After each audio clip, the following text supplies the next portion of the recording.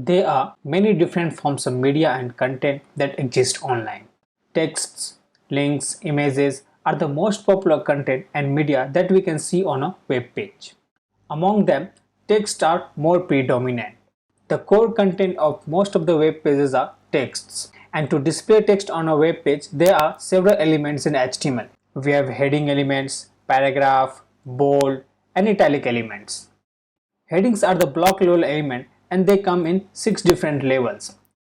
We have H1, H2, H3 and so on up to H6.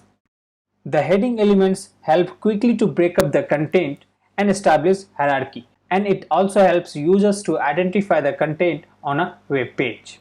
They also help search engines to index and determine the content on a web page. Alright, let's check out how exactly all these heading levels looks like. So on our document right now we have 6 different level of headings. We have H1 through H6. If we check out the result here, we can see that we are having 6 different level of headings, where H1 being the largest heading and H6 is the smallest heading. We can see here that each level of heading has their own appearance. Each level of heading has their own semantic meaning, so it should be used accordingly where it is relevant on a web page. The primary heading of a page should always come in H1 tag and subsequently other levels.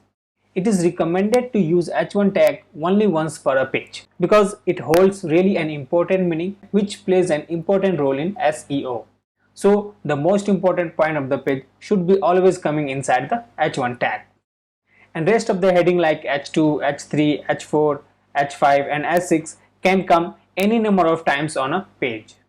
Let's have one H1 tag on our page. Say all campus, the alternative to college that you wish existed. And we will get rid of these other level of headings. Save the document and check out the result. Now we have one heading on our page. Headings are often followed by supporting paragraphs. Paragraphs are defined using p-block level element that can appear one after the other, adding information to a page. Let's check out one example on paragraph element also. So to create a paragraph, we use p element and let's have some content inside this. Maybe Alt Campus offers a 6-month program that helps you become a software developer. Now save the document. Let's check out the result. Great. Now we have a heading and a paragraph on our page. Apart from the heading and paragraph text-based elements, there are 2 elements in HTML document that makes the text appear bold, that is strong and B tag. Both of these elements are inline level elements and are semantically different from each other. The strong tag is used to give strong importance and make text appear bold. Using a strong tag is one of the most popular ways to make text bold, whereas B tag is used only for styling purposes. To make text appear bold, it does not provide any semantic meaning. Let's have one strong tag on our page. So let's say we have here Alt Campus. Now we can wrap this in a strong tag to provide strong importance. Now if you check out the result here, we do not see any kind of changes because the strong tag is coming inside the H1 tag and H1 by default appears in bold, so we do not see any changes on this word, but it has a strong meaning than rest of these alt texts. Alright, let's use strong tag inside the paragraph tag.